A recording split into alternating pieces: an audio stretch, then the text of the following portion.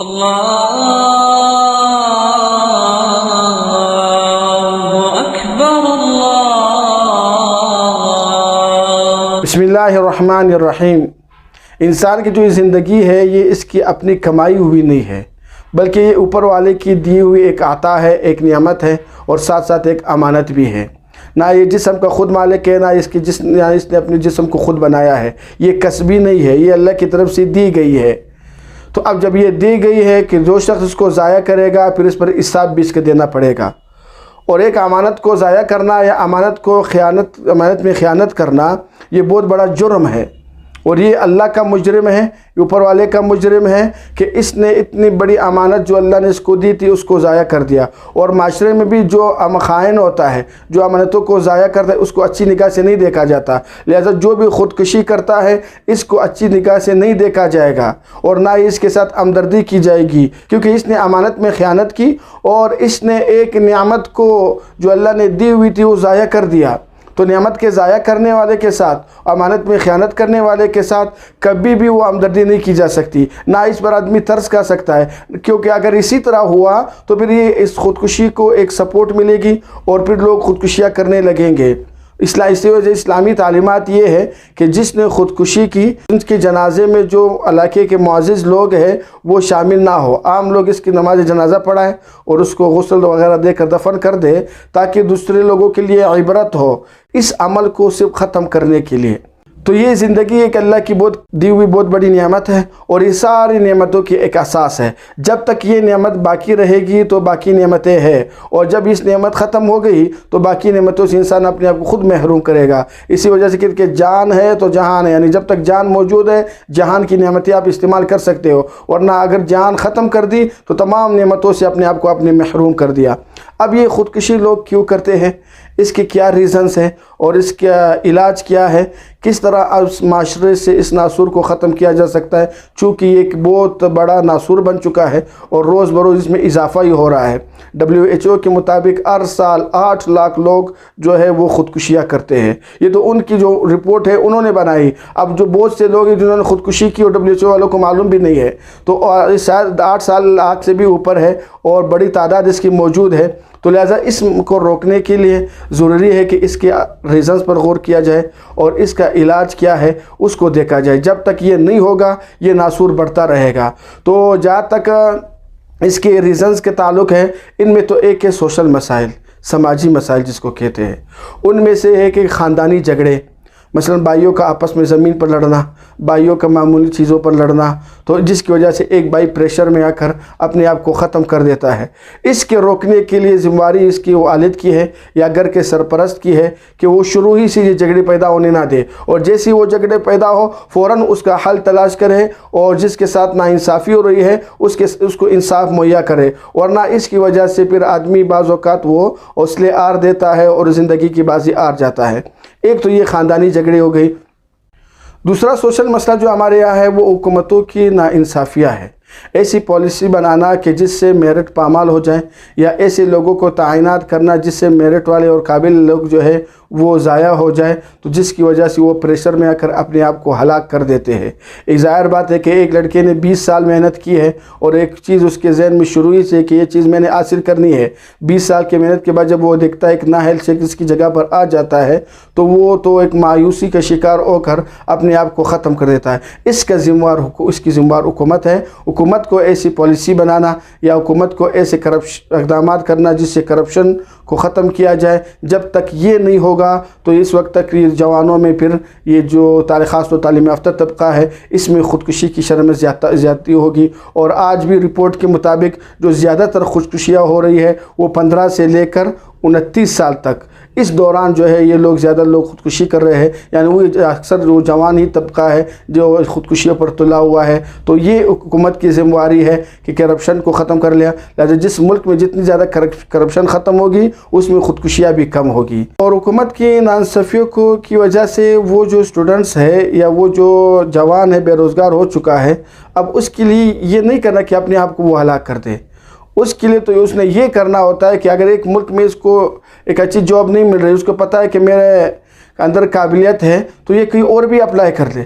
یہ ملک چھوڑ کر کسی اور ملک اگر یہ جا سکتا ہے تو وہاں پر چلا جائے، یا حکومت کے خلاف ایک جو ان کے آئینی قوانین ہے اس آئین کے قانون ہوتے ہوئے ایک احتجاج کرے، یا اس طرح کچھ تنظیمیں بنائیں، یا خود سے کوئی ایسی تنظیمیں بن جائے جو ان جوانوں کو سنبھال لے اور جن کے ساتھ ناانصافی ہوئی ہے ان کے جذبات کو کنٹرول کر دے، اور حکومت سے مطالبہ کر لے میرٹ کے لانے کا اور نوجوانوں کی مایوسی کو ختم کرنے کا. اس طرح کچھ تنظیمیں بنانی ضروری ہے، اور یہ نوجوان بھی خود ان تنظیموں کا حصہ بنے، اور یا خود کوئی اور جگہ اپلائی کرے. ایک جگہ میں ذہن کو بند نہ کرے کہ اگر میں ادھر ملی تو ٹھیک، اور نہ اس کے علاوہ میں خودکشی کر دوں گا. یہ غلط سوچ ہے اور یہ غلط نظریہ ہے کہ آدمی ایک ہی جگہ پر اپنے آپ کو ذہن میں رکھے کہ اگر یہ ہوا تو ٹھیک، ورنہ یہ نہیں ہو بس میری زندگی فضول ہے. آپ کی زندگی بہت قیمتی ہے. زندگی میں ہزار مواقع آدمی کو ملتے ہیں، اگر ایک جگہ نہیں صحیح دوسری جگہ. اللہ کی زمین بہت وسیع ہے، کہیں بھی آپ کو مل سکتی ہے جگہ. تو لہٰذا یہ سوچنا کہ مجھے یہی کرنا ہے اور کوئی کام نہیں کرنا، یہ بہت کم سوچ ہے. تو لہٰذا اس سوچ کو جوان اپنے ذہن سے نکال دے. اگلا ریزن جو اس کا ہے وہ ہے ناخوشگوار شادیاں.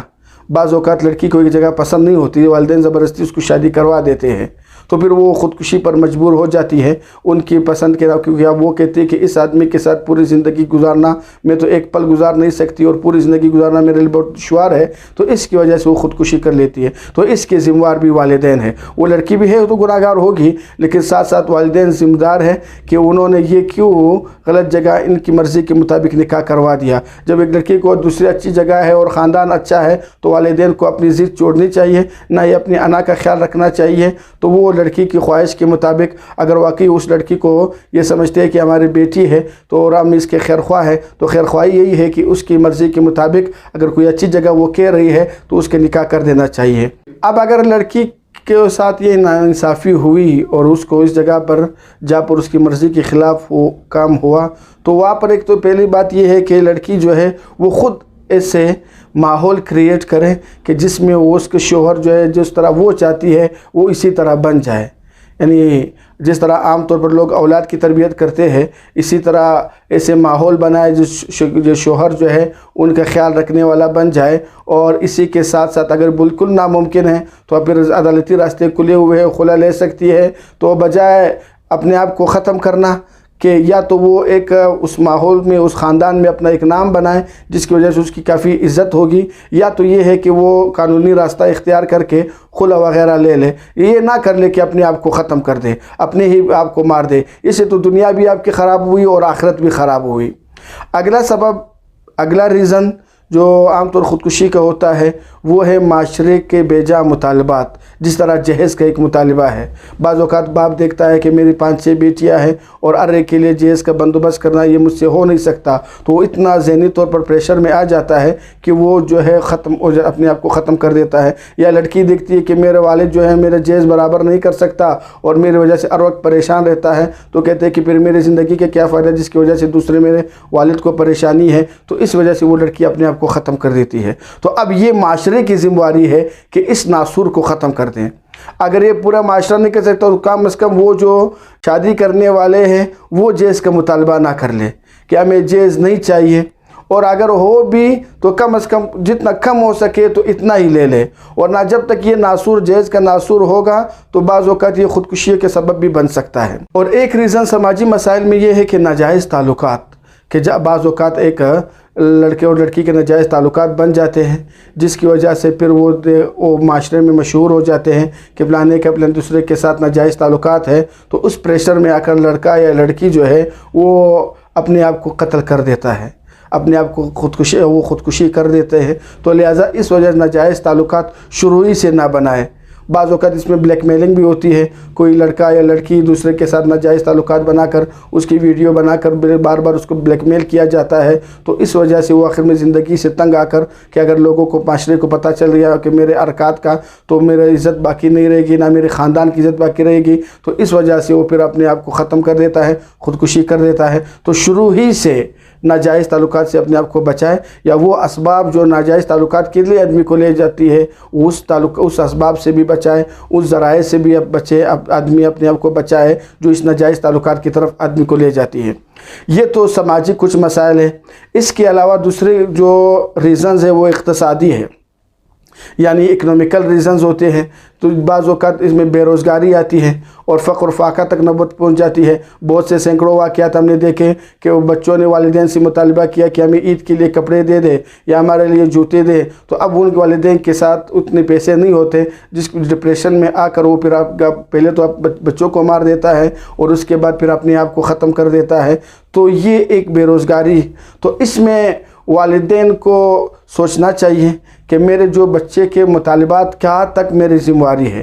اسلام نے بھی جو بے جا مطالبات ہے اس کے پورے کرنے کا حکم نہیں دیا، جتنا ہو سکے آدمی کی طاقت میں اولاد کے لیے کما کر لائے اور ہمت سے کام لے۔ باقی اگر کوئی مطالبہ پورا نہیں ہو سکے اولاد کا تو کوئی مسئلہ نہیں ہے، اس عید پر نہ ہوا اگلے عید پر، یا اس موقع پر نہ ہوا اگلے پر، اس سے اچھا ہے اور اللہ سے نا امید نہ ہو۔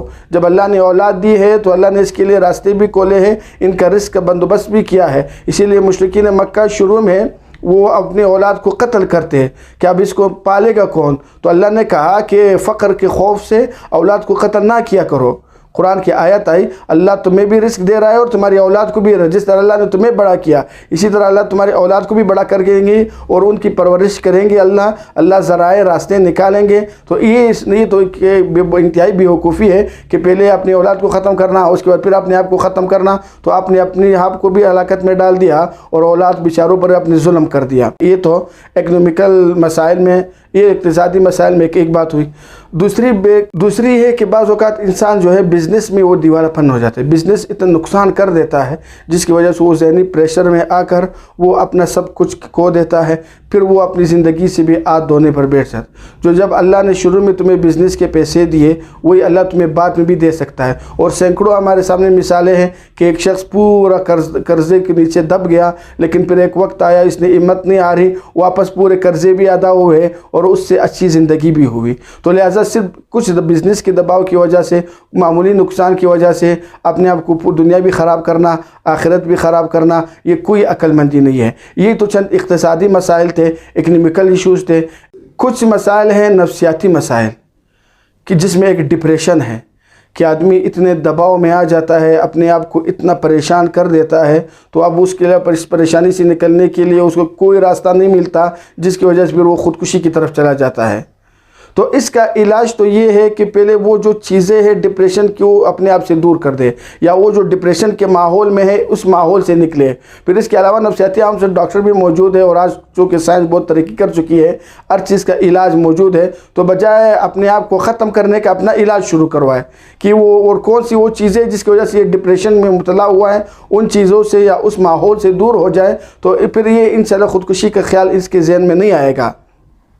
دوسری بعض اوقات آدمی ڈپریشن میں اس وجہ آتا ہے کہ جب یہ دیکھتا ہے کہ میرا سامنے والا مجھ سے آگے چلا گیا، اس کے پاس نعمتیں بہت ہوتی ہیں، مال بہت زیادہ ہوتا ہے، ایک دوسرے سے سبقت لینا، ایک دوسرے سے ریس کرنا مال کے کمانے پر، اور جب دوسرا ریس جیت جاتا ہے ان کے ساتھ زیادہ مال آتا ہے تو یہ ڈپریشن کا شکار ہو جاتا ہے اور یہ اپنے آپ کو ختم کر دیتا ہے۔ اتنی وسیع دنیا کے باوجود اس کو دنیا تنگ نظر آتی ہے، تو یہ تو حماقت ہے کہ آپ کو اللہ نے اتنی نعمتیں دی، جو دی ہوئی ہے اس پر اللہ کا شکر ادا کرے کہ اتنی نعمتیں، تو آج اندازہ کریں کہ آپ کے پاس جو اتنی نعمتیں ہیں، اربوں ایسے لوگ ہیں جو ان نعمتوں سے محروم ہیں۔ تو لہٰذا ایک دوسرے سے مال میں ریس لگانا، یہ جس کو قرآن نے بھی ناپسند کیا ہے، اور ایک دوسرے سے آگے چلا جانا، ریس تو نیک اعمال میں ہونی چاہیے کہ کون کتنا نیک اعمال کرتا ہے، یہ ریس کی چاہیے۔ اور ایک ڈپریشن کی علامت یہ کہ دنیا کے حرص کہ میں زیادہ سے زیادہ کماؤں، زیادہ سے زیادہ کماؤں، اور اس کی وجہ سے میری شہرت ہو اور میری شہرت میں کمی نہ آئے، اگر یہ آ گئی تو پھر اس سب میں اپنے آپ کو وہ ناکام سمجھتا ہے۔ یہ بڑی حماقت ہے کہ آپ ایک اسٹیج پر بہت کامیابی سے آگے جا رہے تھے، پھر درمیان میں کچھ بریک آپ کو لگ گئی، تو اس کی وجہ سے آپ مایوس ہوئے، نا امید ہوئے، تو جہاں تک آپ کو جس ذات نے پہلے اس اسٹیج تک پہنچائے وہ دوبارہ بھی پہنچا سکتی ہے۔ لہٰذا اللہ سے نا امید ہونا یہ ایک بہت بڑی حماقت ہے، تو لہٰذا یہ حرص و ہوس کو ختم کرنا لازمی ہے، ورنہ اس کی وجہ سے آدمی جو ہے وہ جو نعمتیں ہیں اس سے بھی ہاتھ دھو بیٹھے گا۔ یہ تو نفسیاتی کچھ مسائل تھے۔ اب اسلام نے اس کا کچھ علاج کے طور پر کچھ چیزیں بتائی ہیں کہ آدمی خودکشی سے روک لے اپنے۔ قرآن میں صاف ذکر وَلَا تَقْتُلُوا أَنفُسَكُمْ کہ اپنے آپ کو قتل نہ کرو، کہ اللہ اور وَمَن يَفْعَلْ ذَلِكَ عُدْوَانًا وَظُلْمًا جو ظلم کی وجہ سے، زیادتی کی وجہ سے وہ کرے گا، نسلی ہی نارا، ہم اس کو جہنم میں داخل کریں گے۔ اور حدیث میں آتا ہے کہ جو شخص جس طرح سے بھی خودکشی کرے گا، قیامت میں اسی طرح وہی عذاب ہوگا۔ جو اپنے آپ چھری سے اپنے آپ کو مارے گا تو قیامت کے دن یہی عمل اس کے ساتھ دہرایا جائے گا۔ جو زہر کھا کر پیے گا تو قیامت میں اس سے سخت زہر اس کو پلایا جائے گا۔ تو اسلام اس کو بہت سختی سے اس کی مذمت کرتا ہے۔ کسی مذہب نے بھی اتنی سختی سے خودکشی کو نہیں روکا جتنا اسلام نے روکا۔ بخاری کی روایت ہے کہ بخاری میں ہے کہ آدمی موت کی تمنا بھی نہ کرے۔ اب آپ اندازہ لگاؤ کہ جو موت کی تمنا کو بھی اسلام روک رہا ہے کہ آپ یہ نہیں سے کہ موت میرے پاس جلدی آئے، کہ مجھے جلدی موت آئے۔ اس طرح تمنا کرنا بھی اسلام میں پسندیدہ نہیں ہے، اور اس کو ایک مکروہ عمل سمجھا جاتا ہے کہ آپ بیجا موت کی تمنا کریں تو خودکشی پھر کہاں سے حلال ہوگی۔ اور اس پر جو وحیدیں آئی ہے وہ بالکل صحیح ہے، اور پھر یہ بالکل انصاف کے مطابق ہے۔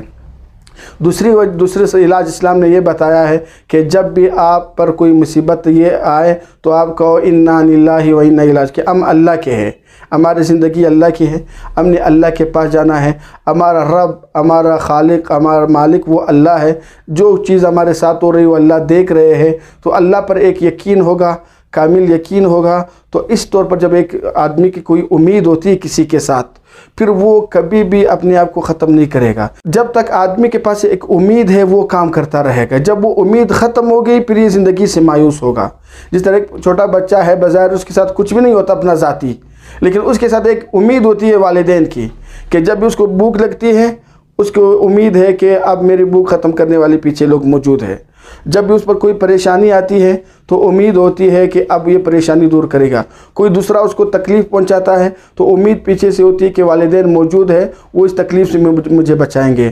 تو جب تک اللہ کے ساتھ، اور ہمارا چونکہ اصل خالق وہی ہے، ہمارا رازق وہی ہے، ہمارا رب وہی ہے، اور سارے انسانوں کا وہی رب ہے، تو جب تک یہ امید باقی ہے کہ ہمارا رب ہے تو پھر کبھی بھی مایوسی نہیں آئے گی۔ جس طرح وہ بچے کے قریب کبھی مایوسی نہیں آتی، تو اب یہ امید رکھنا بہت لازمی ہے۔ اور اسی وجہ سے اسلام میں ناامیدی کو کفر قرار دیا گیا ہے کہ آپ ایک دم سے اللہ سے ناامید ہو جائیں اور یہ کہے کہ میرا تو کوئی اب آسرا ہی نہیں رہا، اس کو اسلام نے کفر قرار دے دیا ہے۔ اگلا علاج یہ ہے کہ جب بھی کوئی پریشانی آئے تو بجائے اپنے آپ کو ختم کرنے کے اس پریشانی کو ختم کریں، ہمت کے ساتھ اور جذبے کے ساتھ اس پریشانی کا مقابلہ کریں۔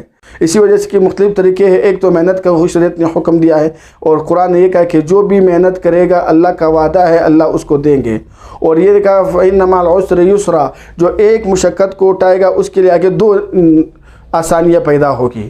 تو تھوڑی سی مشقت کے بعد اللہ کا وعدہ ہے کہ دو آسانیاں آپ کے پاس آئے گی۔ شروع میں کچھ مشقت اٹھانا پڑے گا، اور اس کے دوسرا سبب یہ ہے کہ آدمی جو ہے وہ صدقے کے ساتھ، خدمت خلق کے ساتھ، قرآن کی تلاوت کے ساتھ، ذکر و اذکار کے ساتھ، یہ چیزیں انسان کے دل کو قوی کرتی ہے۔ اور جب تک انسان کا دل اور دماغ قوی رہتا ہے یہ تمام مسائل کا مقابلہ کر سکتا ہے۔ جب تک یہ چیزیں دل و دماغ کمزور ہوگا تو وہ دوسری چیزیں اس پر حاوی ہوگی۔ تو قرآن کی تلاوت ہے، ذکر و اذکار ہے، صدقہ ہے، خدمت خلق ہے، ان کی وجہ سے انسان کا دل بڑا مطمئن ہوتا ہے، تو جس کی وجہ سے پھر وہ زندگی کا لطف اٹھاتا ہے، پھر اس کے ذہن میں خودکشی کا تصور نہیں آتا۔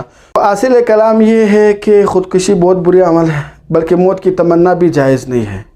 تو جگہ سے جائے کہ وہ خودکشی جائز ہو، تو اس کے اسباب پر غور کریں، اور اس کے جو ریزنز ہے اور اس کا جو علاج ہے اس کی طرف آدمی غور کرے۔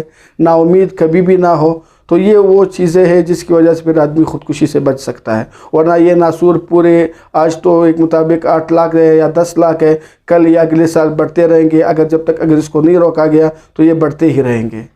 القارعة ما القارعة وما أدراك ما القارعة